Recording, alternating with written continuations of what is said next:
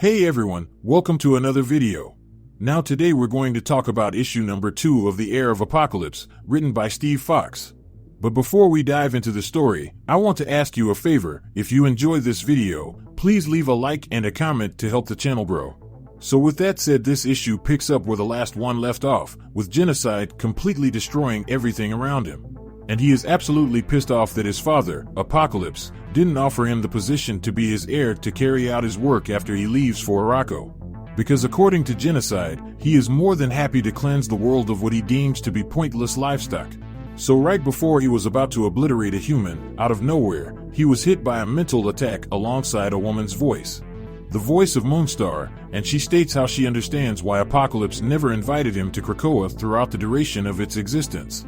Because it was plain to see that he was not Apocalypse's favorite son, so as Moonstar prepared to strike, Exodus lets it be known that Genocide is extremely strong, because even his telekinetic powers is having some trouble breaking through Genocide's mental blocks. So as their interference continued to enrage Genocide, we see Armageddon Girl and Wolverine jump into action alongside the rest of the team. Because according to Forge, deciding the heir could wait until this problem was solved because he wants no one else to die on this day. So as the battle was on its way, Armageddon was about to go on the attack, until Sinister made a sly comment, saying how he would leave the combat to them. And right before she could take off, Sinister mysteriously tapped her on the back of her head. Now this little gesture would play a big part in the coming pages, because everything Sinister does is always for the betterment of himself. Now this right here is a well-known fact among all mutants, so almost instantly, Armageddon Girl told Sinister not to touch her, because his genetic abuse is an affront to nature. So with her feelings known, she rushes Genocide to clean his stain off the planet, but almost instantly her mutant powers disappear. And according to her, it felt like she lost her connection to the Earth itself, so as she stood in shock, Genocide capitalized on the opportunity and blasted her head on, sending her body flying back. So with Armageddon Girl out of the picture, we get to see a small flashback of when Apocalypse came to meet with her.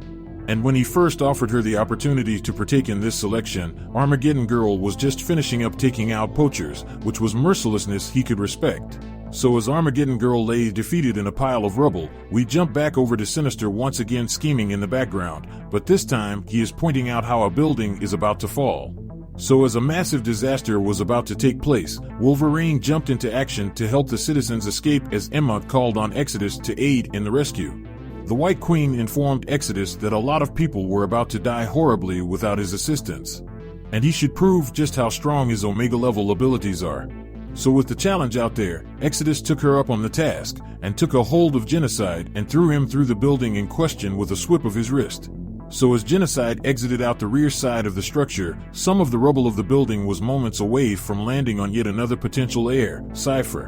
And in this panel he was assisting a young girl when a gigantic stone was moments away from crushing him. So as he told the young girl that everything was going to be okay in her native language, he couldn't help but to brace for the end. Until Penance came out of nowhere and destroyed the boulder over his head and effectively saved his life.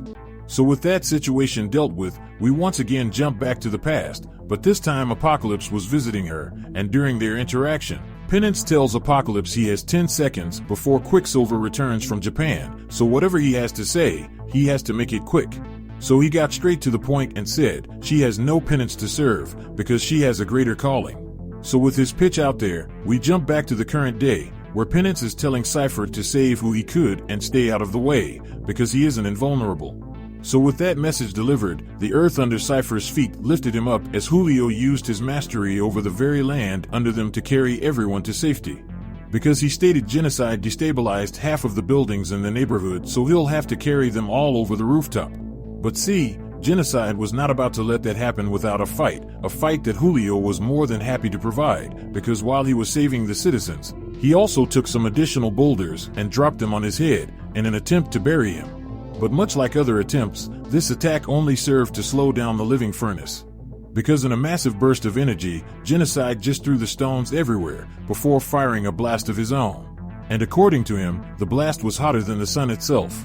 So with that blast out there, Cable, Forge, and Moonstar came guns ablazing from the back and creating a distraction for Exodus to fly overhead and carry the rest of the humans to safety. So while Exodus was displaying that show of power, we jump back to his encounter with Apocalypse, and this took place following the destruction of the last Krakoan gate. And just like we saw in issue 35 of X-Men, Exodus still wasn't over the loss of Krakoa.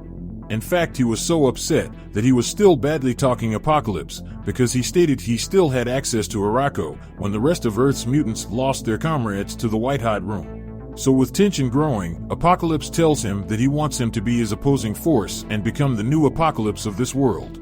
So once again, with that offer given, we jump back to Cable reiterating that Exodus just relocated everyone within a 1-mile radius to safety, which gives them the opportunity to go all out. So as the team increased their assault on Genocide, Gorgon ran up behind him and sliced away. Now this left Genocide open for Diamond Emma, Penance, and Wolverine to come down hard on the son of Apocalypse. So with everything going in our hero's favor, Gorgon revealed to Genocide that his big armor makes him extremely slow and vulnerable. So with that out there, Genocide took this opportunity to unleash his trump card, because he stated that his suit is not to protect him from his enemies, but rather to protect his enemies from him. Because if the suit wasn't on, then he would unleash bioplasma all over the world. So with Genocide threatening to take off his suit, Penance rushed forward to stop him. So as she held him down, Exodus came flying on the scene to put an end to this battle. Because in yet another display of power, Exodus was able to contain all of Genocide bioplasma to a contained location with just his mutant ability. Now following this gigantic explosion, Genocide was gone, and unfortunately so was Penance. Now with yet another mutant gone, Emma lashed out in anger, but Exodus couldn't care less. Because according to him, Monet St. Croix knew the risks of this tournament. So they should feel at ease knowing she died a hero, buying him precious seconds to collapse Genocide into a hyperdense orb. An orb which he held within his very hand. So with yet another person gone, Moonstar and Cypher were at a loss of words and regretted taking part in this challenge. But see, Emma was not about to fall for Exodus's games, because she went on to say he could control matter at a cellular level, so he could have just pushed her out of the way, but he chose not to. And because of that, her blood is on his hands. Now despite everything Emma said, Exodus just responded by telling everyone to keep their distance. Because he is still suppressing Genocide's bioplasma energy. So none of them is safe and could withstand exposure to it. So with that said, Sinister walked behind Exodus and asked if he missed the end of the fight and tapped his shoulder just like how he did to Armageddon Girl, and just like her, Exodus also collapsed on the floor. So with Exodus joining those of the defeated, Sinister stood there proud of himself as the remaining heroes jumped into defensive positions, readying themselves to battle yet another obstacle, the one and only Sinister. So following those turns of events, we jump back over to Arakko with the mastermind behind everything, Apocalypse, overseeing the battle. And he states he sent 12 of the most promising, most uncompromising mutants on the planet, and his most despised child nearly obliterates them all. Now this almost made him regret luring Genocide to the testing grounds.